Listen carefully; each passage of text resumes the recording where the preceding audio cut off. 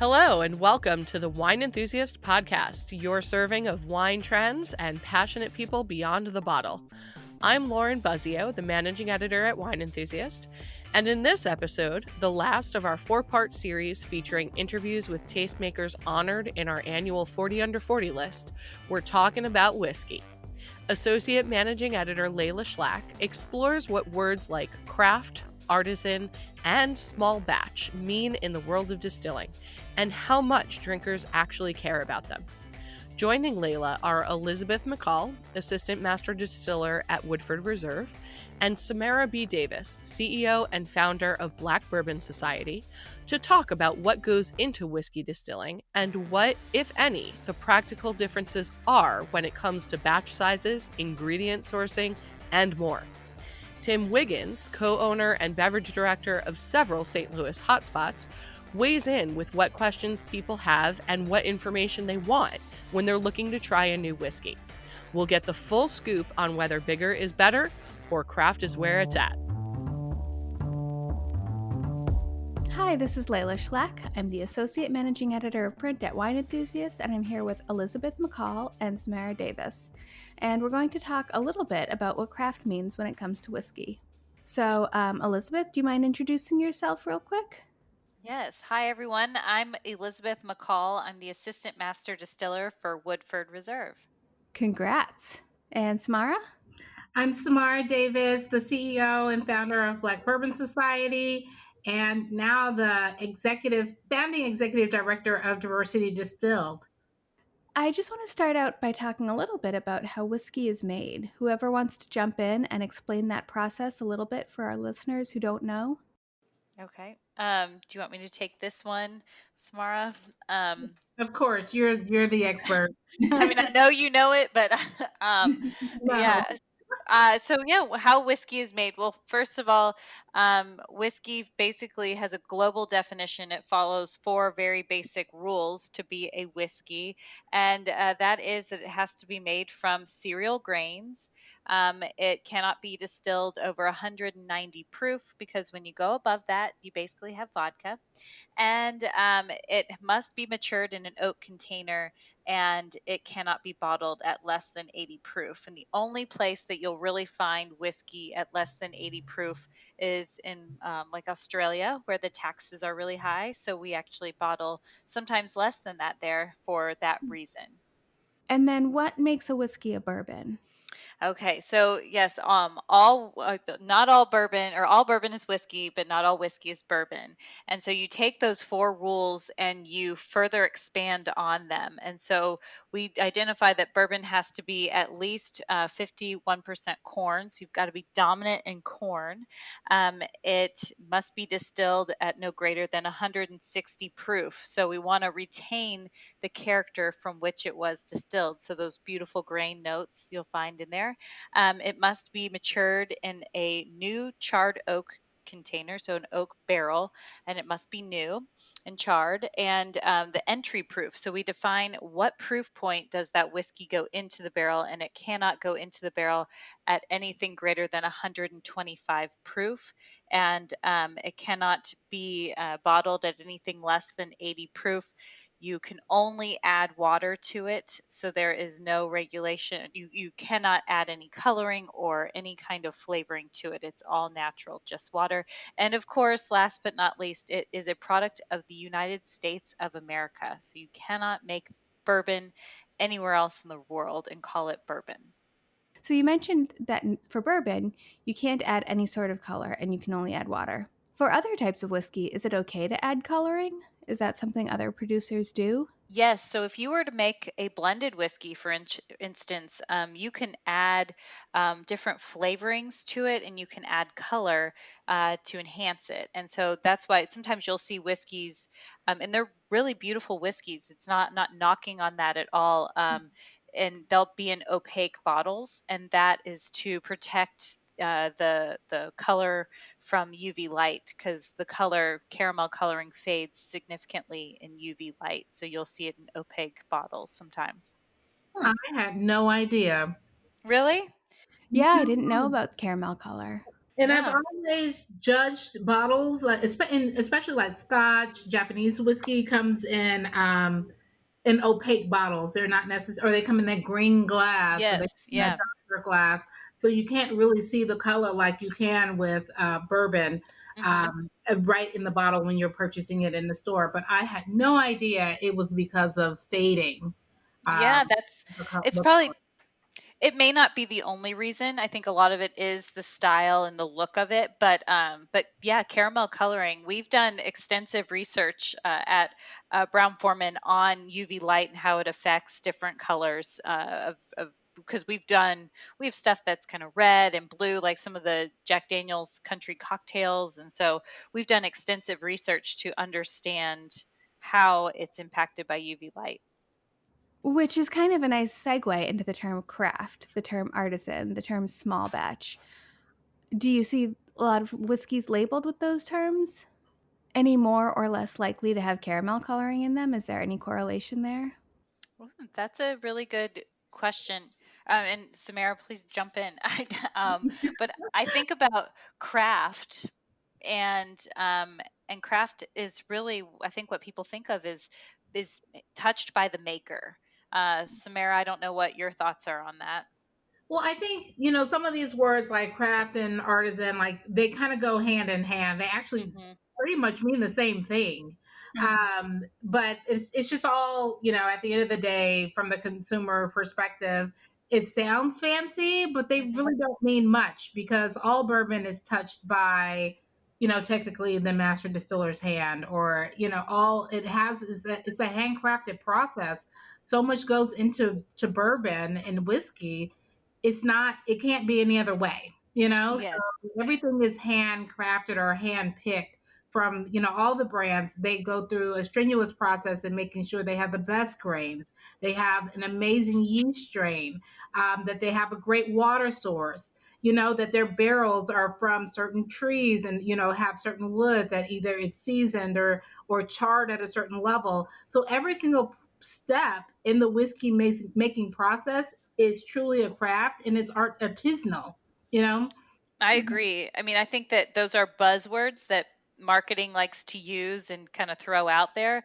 And but really, to your point, I mean, when you talk about bourbon whiskey, it's so well crafted across the board, and it really does take, human beings are touching it, doing quality assurance checks, doing all those things to make sure it is artisanal, it is craft, and it is being touched by them. Now, when you put coloring in there, I wouldn't say that that takes away from it. I think, um, it's just one of those things where it could be a choice, and it's the type of whiskey. Now, if it's bourbon, you're not doing that.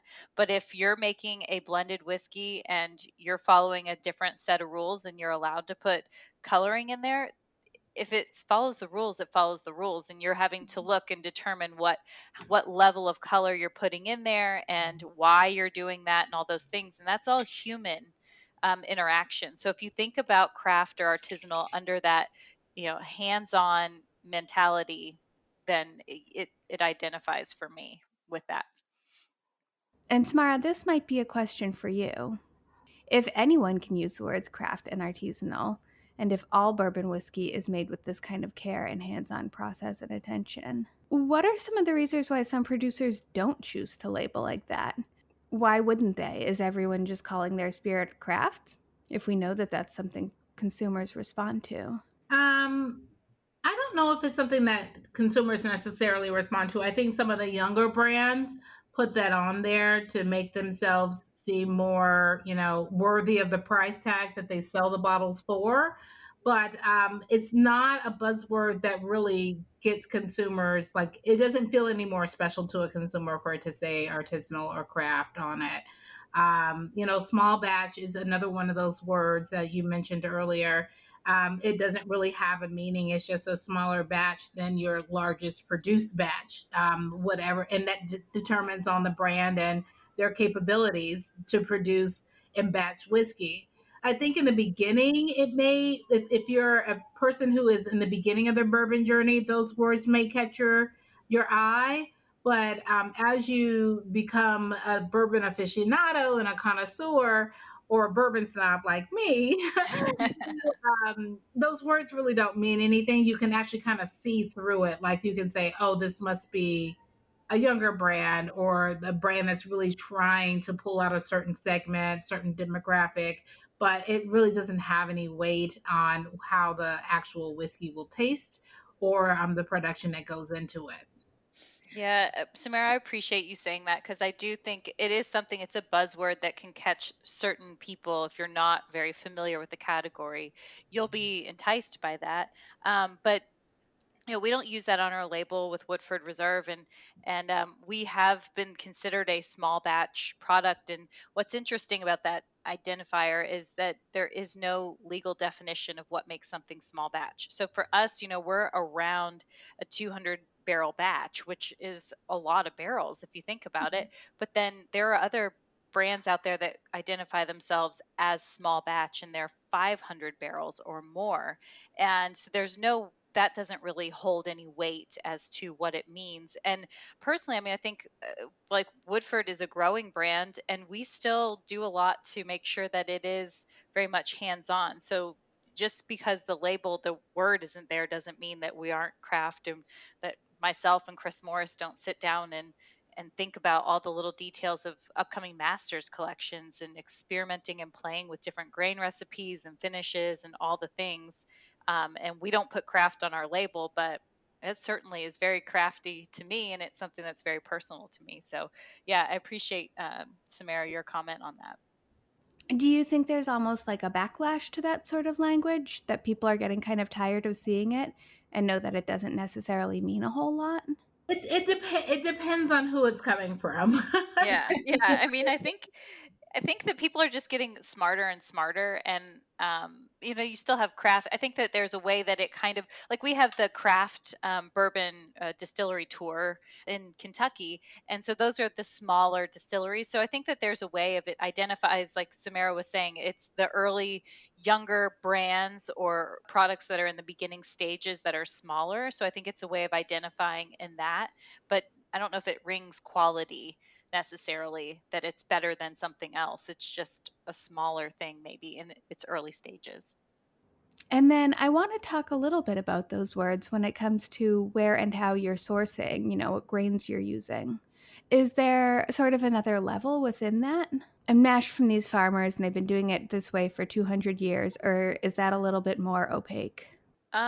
I'll just speak from our Woodford Reserve's perspective and just understanding sourcing of grains and the complexity of it. When you're making a lot, when your volume is very high, you have to be smart about how you're sourcing it. And so you can, for certain things, like what we source, all of our corn comes from Kentucky. It all comes from the county basically next to us or within Woodford County. And that's a choice from just, they have enough corn to supply our distillery. If we were to keep growing and we had to further resource to make sure that we could support the demand, we would do that, but we would make sure that we are looking for the best quality, the quality that meets our standards. So it comes down to what's your quality specification, I think.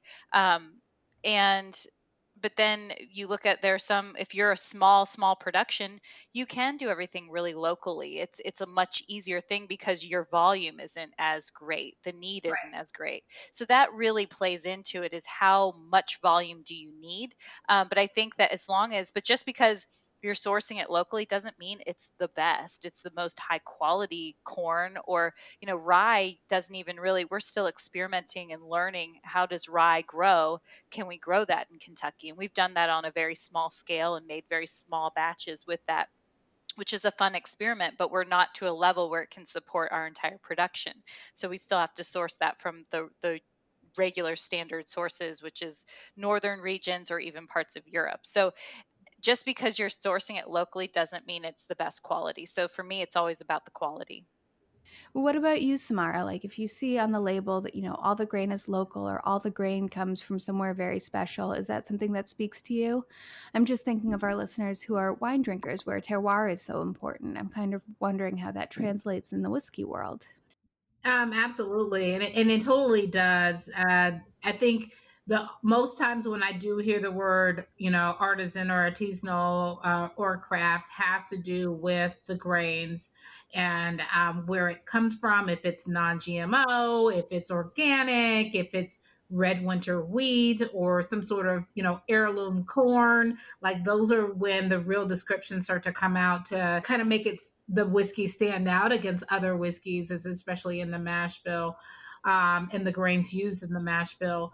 And our whiskeys that are coming out of Texas, they always talk about some use blue corn, some use red corn. So all of those different sources that they're using for the grains is where they really come out and express their uniqueness in the industry, so to speak. So those often go hand in hand with the word craft and artisan. Yeah, and I would like to say build on that. Like we made a red corn whiskey, and we've done blue corn whiskey. So we've done that, and it's going to be something that will be one of our smaller releases, that you could put under that would really, I guess, fall under that craft or artisanal category if we're going to use that label. But it would be for a master's collection or one of our distillery series. So it is something that's a little more elevated when we start getting into these specialty grains, because they are harder for the farmers to grow and also to source. Now, Elizabeth, honestly, Uh does huh. the red corn and the blue corn make a difference than the heirloom corn? I know, it's such a great, I would say that as far as we haven't done extensive sensory testing on it to know the real how significantly different they are. But I will say that from the tasting that I've done, just going into the warehouse and pulling samples out of the barrel, the red corn, it does have a little bit more of a baking spice character to it. It did the last time I tasted it, which I found to be very interesting, because I was surprised by it, because I am one of those people who's like, I mean, for the longest time I thought, oh, come on, single barrel is such a marketing thing. There's no way that they actually taste different. And then I proved myself wrong, because now I'm like, oh my gosh, every barrel is so unique and beautiful. And so I'm the first person to be like, there's no way. And there is a little bit of a difference. And the other fun thing that we did with that, I mean, speaking of terroir, is that we grew this red corn and the blue corn on the farm that's next door to Woodford Reserve. So it's the same terroir, same watershed. So that was a part of the experiment as well. Now the blue corn was so young. We just distilled that last fall, and so the last time I was able to actually drink and sample, it was so young still. I couldn't really determine if it was very different or not. So when I get back, I will be tasting that to see. It should be about a year old by the time I'm back at the distillery tasting. So yeah, I'll let you know, Samara, on the blue corn. But yeah, I mean, there's a little difference. It's pretty interesting. Well, I guess that makes sense. I'm thinking about it from the wood perspective, and we definitely know bourbon is made using well, not American, but it's using oak, right? Yeah, yeah. But there is totally a difference in using American oak versus French oak. Oh yeah. And then even I've had some whiskey that was in, what's it, I don't want to get it wrong, but like Manzalina or Manzaluna wood. Yeah, I don't even know. Yeah, I don't Like, know that one. I'll have to look. you're a whole other ball game right Yeah. now. Well, so I've been dipping over into the Scotch world a lot more Yeah. these days. I But like it. I remember going to Woodford Reserve. This was years ago when I was doing Camp Runamuck. And we were tasting a barrel that Chris Morris had that was in a pecan wood. Yeah. Yeah. And oh my goodness, that was delicious. It was amazing. Yeah. And so that's something we do at Woodford. We have tons. I mean, Chris was just texting me the other day about, like, well, we got these specialty barrels in, and we're going to be filling them soon. And he's like, man, I can't wait for you to get back. And I'm like, I can't wait either. It's so exciting.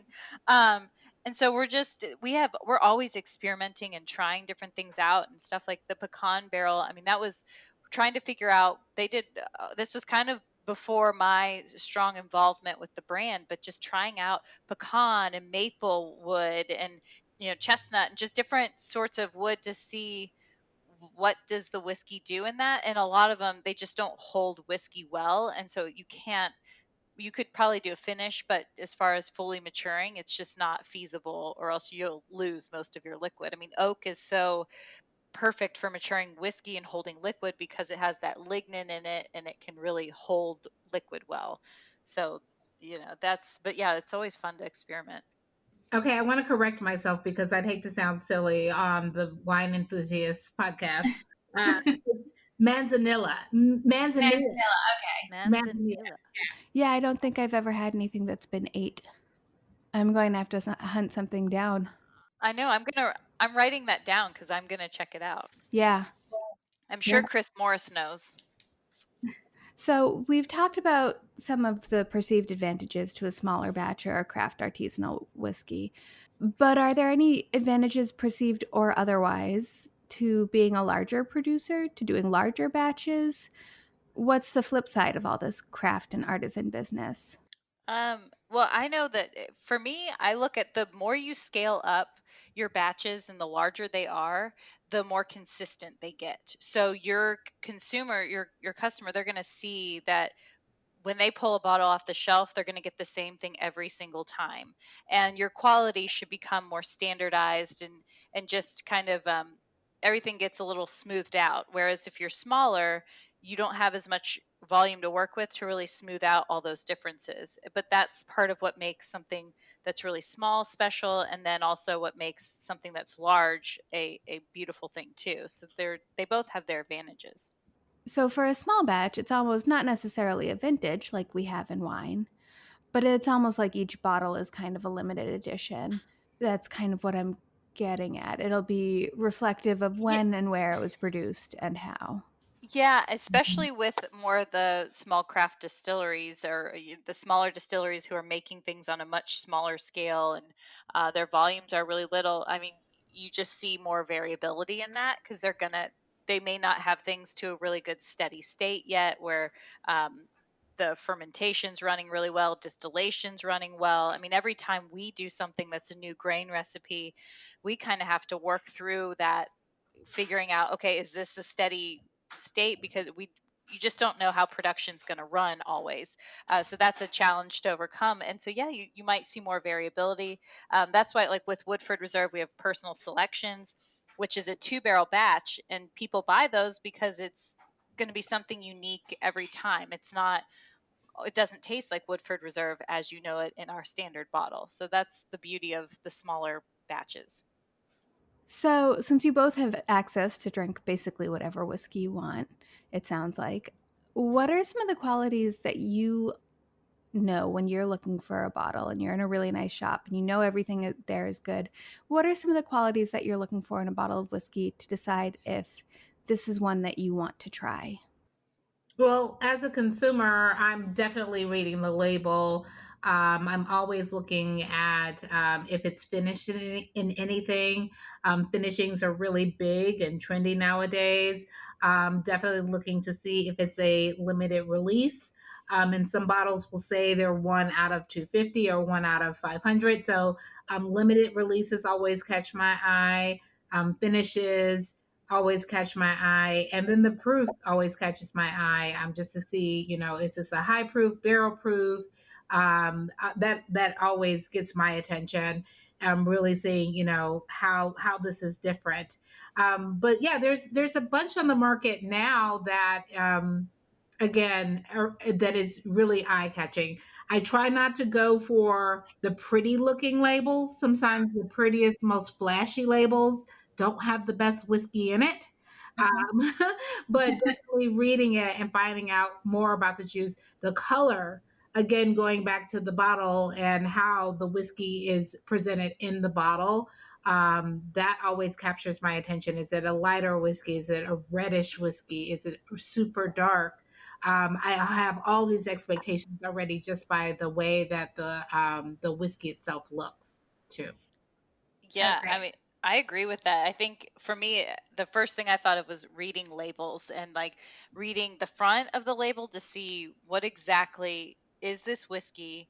Is it a bourbon? Is it a whiskey with a finish?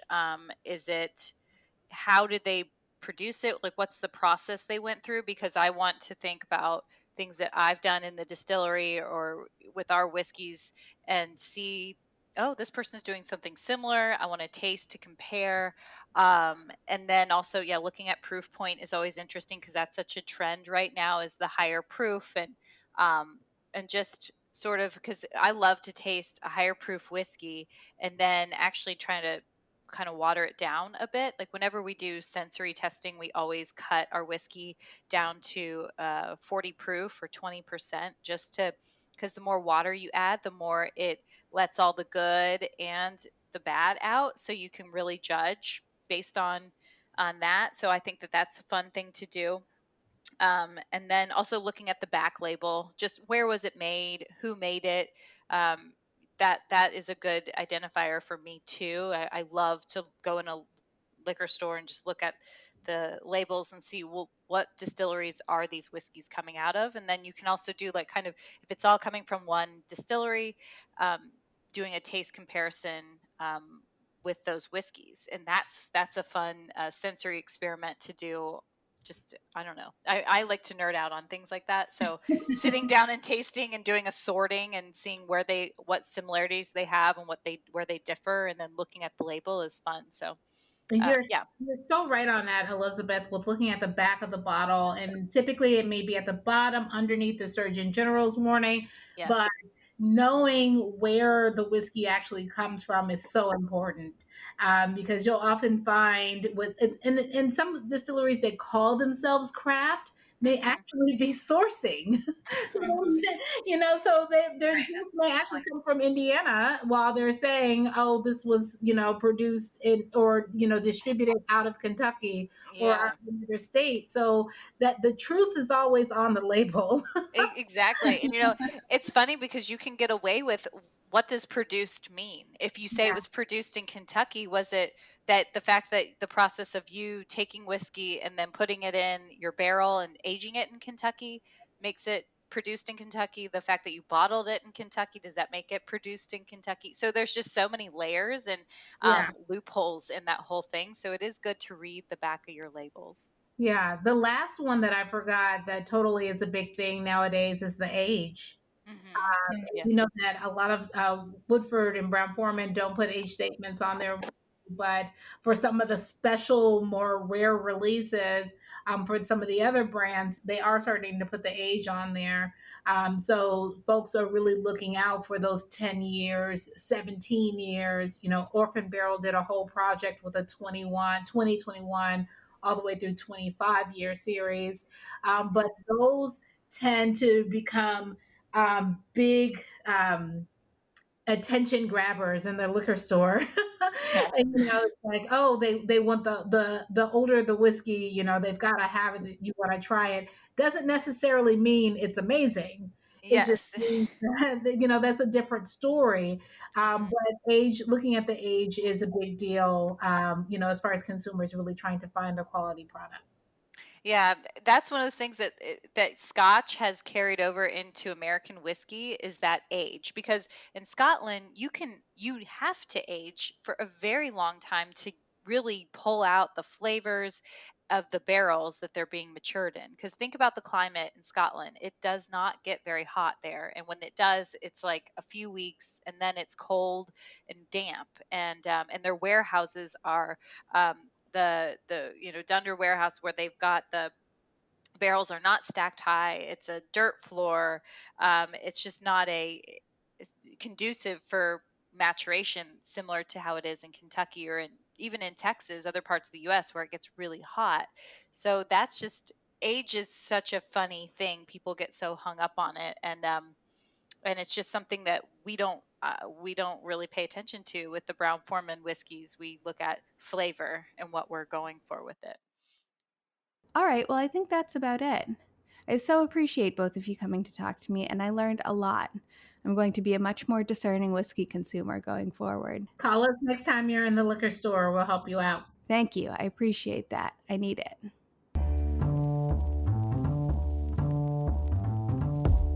Need a break from the news? We're very excited to tell you about an all-new podcast from our partner site, Thirsty Nest, the first wine and spirits registry for the modern couple. This podcast is called Can I Buy You a Drink? And on it, founder Jackie Strum will interview wine and wedding industry up-and-comers about their very own meet-cute stories and their path to finding the one. It's a dreamy break from all the scary headlines that will warm your cold, cold heart. So check out Can I Buy You a Drink from the Thirsty Nest team on Apple Podcasts, Stitcher, or any other podcast platform you prefer. Hi, this is Layla Schlack, Associate Managing Editor for Print for Wine Enthusiast, and I'm here with Tim Wiggins, one of our 40 Under 40 honorees. Tim, do you want to say hi and introduce yourself real quick? Yeah. Hi. Yeah, I'm Tim Wiggins, co-owner of Retreat Gastropub, Yellow Belly, and soon to open Lazy Tiger. And do you want to tell us a little bit about how you got into bartending? Yeah. I kind of stumbled upon it and was even kind of reluctant to bartend for the first little bit. I was working at a restaurant downtown, and was serving and kind of had a pretty carefree schedule. And the managers there asked me to bartend, and I didn't really have interest, but out of necessity, and they kind of thought it would work well, so I started doing it, and was more on like the beer side of bartending at that point with very minimal cocktails, and just really fell in love with it. Honestly, like really fell in love with the human interaction, the creativity, the structure, the uh, yeah, just the routine of getting things set up and making people really happy. Um, so it was very kind of serendipitous that I got into it, and then I got asked to move to manage a vegetarian whiskey bar here in St. Louis, and that's when I think I really dove in and read, you know, 30 books in 2 months, and was working 70 hours a week for very, very, very little money, but I didn't care because all I wanted to do was, uh, you know, conquer the bar and open my own place. So my goal was to do that by 23, 24, and I did it, and so now I'm trying to just keep it going. So, when people come into a vegetarian whiskey bar, can you talk a little bit Mm-hmm. about kind of what they're looking for? What they're looking for in vegetarian food, they're looking for whiskey. Are there any generalizations you can make about what you're seeing? Yeah, it was very interesting. There really was this like power alley of people who were ready for you to pair these whiskeys. It was primarily American whiskey, but we did have some world whiskeys. But it really became a challenge to pair something, high proof and like pretty tannic with something light, and like fresh and vegetal. So at first it was kind of this, is how do you do this? And when people say what pairs well, you know, with my green beans or like simple vegetable sides, it became a lot of tasting, a lot of nuance in the whiskeys, a lot of tasting notes, and a lot of blind tasting with the staff to try to be pulling out things that weren't your just typical vanilla brown sugar, like your typical things that you'd say, hey, this will go with a steak, this will go with your pork chop, but to say, hey, with your vegetarian carbonara, you can go, this direction to pull out some of the smoke, to kind of like replace the meat with the whiskey instead of trying to pair with the vegetables was kind of my approach. That's interesting. Yeah, that makes a lot of sense. And did you? Was this something that kind of made immediate sense to your patrons? What were some of the preconceptions and their ideas about how whiskey would pair with vegetarian meals as they were coming in? There was definitely a lot of skepticism and a lot of confusion of like, oh, this, it makes so much sense to have meat and whiskey. That's what we've been conditioned to think. That's what, concepts exist doing and making money. And so, like, most people came in saying, you better show me something that is better than what I think this is going to be because it sounds kind of wacky. So that was definitely most of the people, but there with that, the trust was the thing to me that I had to build. I was young. I had a staff that didn't want to work for a 22-year-old kid who was in charge of them. No one else on the staff was under like 25 at the time. So it was definitely, there were all these hurdles for me. I think half the staff, more than half the staff, quit in the first like month because they didn't think it was going in a good direction. But I was determined to, have the right people who believed in it, who were ready to, change people's minds instead of just buy into the, oh yeah, this is difficult to sell people on. So I think that, of all the hurdles, there are many to get through. But there still was eventually this trust of, I know what you're going to recommend is, what you have behind the bar is good. What you're serving me on a plate tastes good. Let's like take me somewhere unexpected. And so I think that we had our whiskeys we knew people hadn't really heard of, hadn't really had before, but especially with young rye whiskeys and domestic made whiskeys that aren't in Kentucky, you can get a lot of like banana bread and like some interesting spice components that people were really excited about and did pair really well with the vegetarian cuisine. So it really came down to having the weapons in your pocket to be the expert on, so that people, bought what we were doing instead of thinking, what's this hipster nonsense. Can you talk a bit about, just in general, your experience when people come into a bar looking to drink whiskey? Do you find that most whiskey drinkers have their preferred brand or style, or they're looking to explore and try new things? I like to think that, over the last 6 years of seeing people drink whiskey, it is definitely here in the Midwest in St. Louis, people have started to um, expand a bit. It is, to me, it's more about like, makers. People who drink makers, and they're going to come in and they're going to order it. But if you say, no, but I do have weeded bourbons around the same proof, they're ready to say, okay, like I'll try it. I think that if you can say, hey, I know what you're looking for, I know how that whiskey is made, and I know what can actually be a substitute or kind of a close comparison. I find that whiskey drinkers, especially, if they're like, especially if it's from Kentucky, they're pretty much down to try it. I think that the misconception that especially bourbon not made in Kentucky is not good is definitely a wall to break down. And even just younger whiskeys are less than. I think I find is a kind of a bigger hurdle from whiskey drinkers. Yeah, but there definitely is the brand loyalty, but I really think that especially over the last 2 to 3 years, there's less of that because there's just more options that taste good. Really, even I mean, when I 5 6 years ago was working at the whiskey bar, we didn't have a ton of American whiskey made outside of Kentucky that was that good. And there's obviously Tennessee right next door making very good whiskey. Tennessee's making awesome whiskey, which is totally underrated. And even you have High West, you have Utah, you have Oregon, you have these places, Colorado, putting out good whiskeys and good bourbon style whiskeys. If you put side by side the whiskey drinker who only drinks Kentucky whiskey or only drinks Makers or Four Roses would be hard pressed to tell the difference.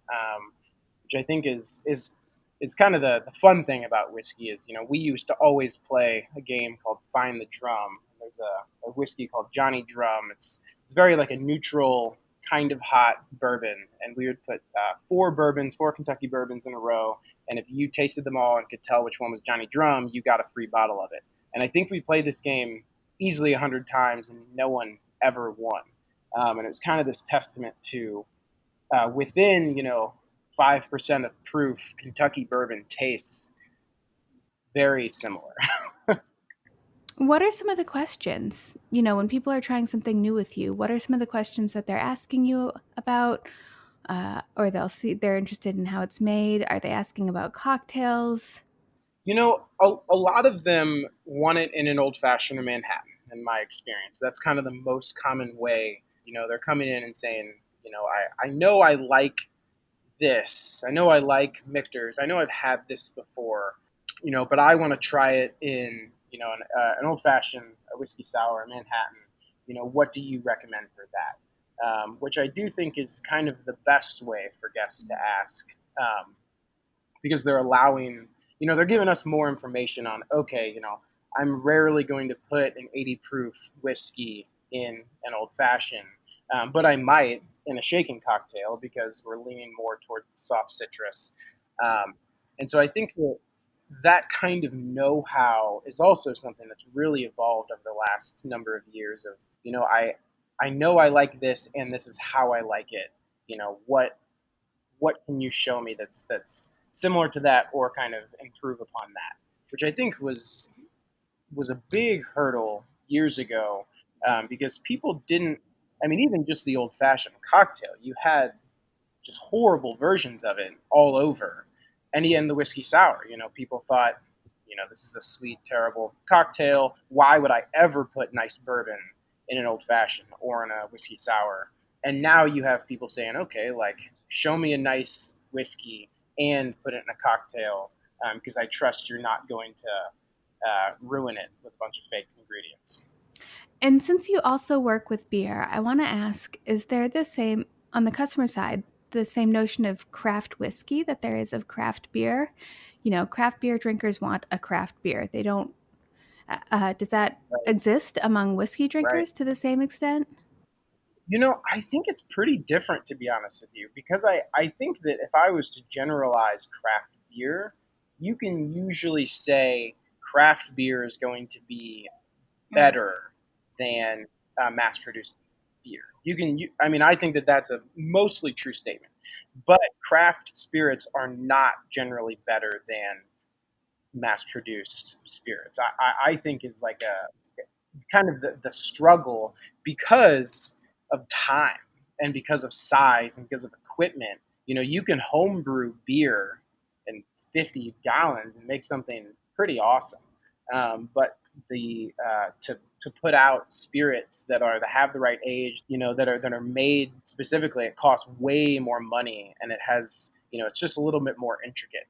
And so I think that the craft beer market is just, as we've seen, it's just so much. Whatever your local craft beer is, I'm excited about it. And I mean, for us, like the local element of that is we don't, we have a couple local distilleries in St. Louis, but are they producing spirits that are on the level as 95% of what we carry from Kentucky? No, not really. So I think that that's kind of the difference between those two, and it's almost kind of a bit of an opposite play of, and I do think that the local spirits and the craft spirits is getting stronger, every year by far. All right. Well, I think that's about it in terms of my questions, unless you have more that you'd like to tell people about how to drink whiskey. Do you have any current favorites that you'd like to tell our listeners hmm about? Yeah, I mean, I think that when I thought about the topic of what are misconceptions or what do guests, what insight would I like to give people is just that, you know, definitely the idea that smaller is better in as far as craft spirits.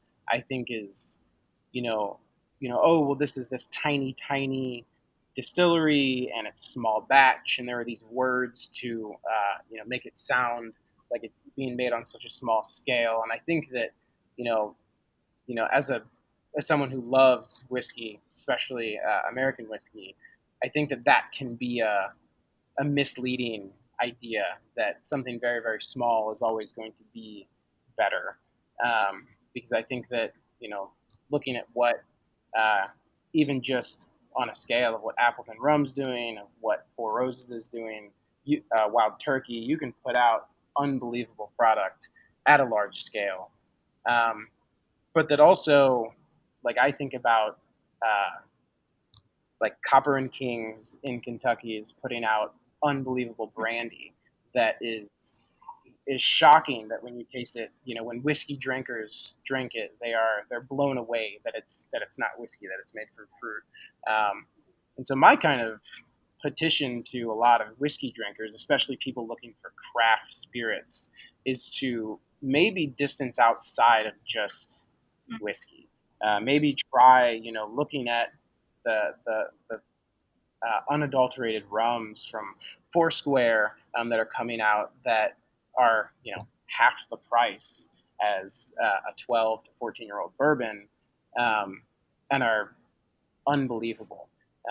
And what, because to me, like what St. George does, what Journeyman Distillery in Michigan does,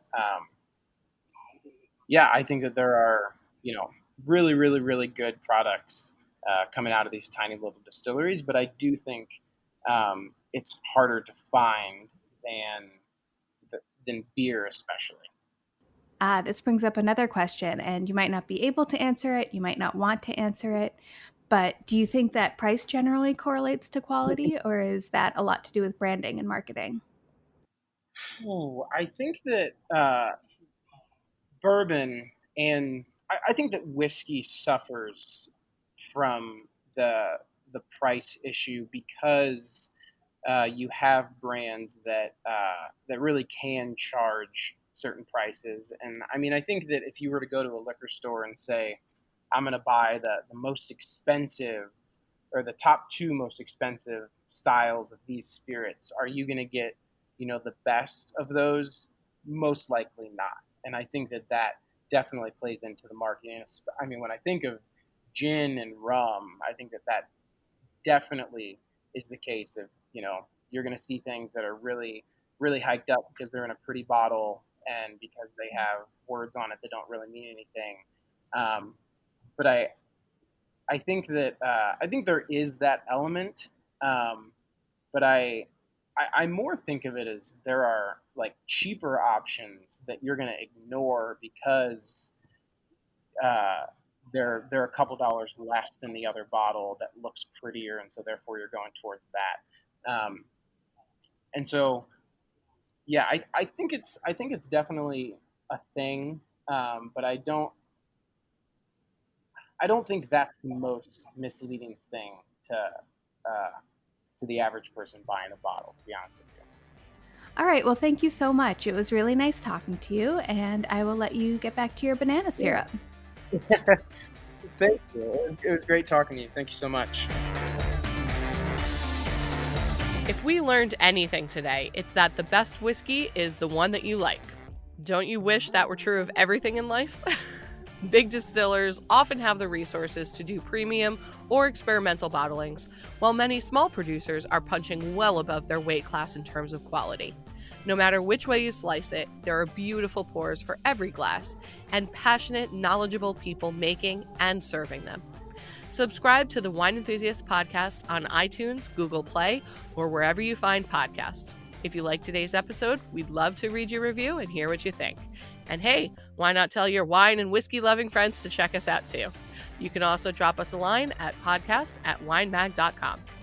For more reviews, recipes, guides, deep dives, and stories, visit Wine Enthusiast online at winemag.com and connect with us on Instagram, Facebook, and Twitter at Wine Enthusiast.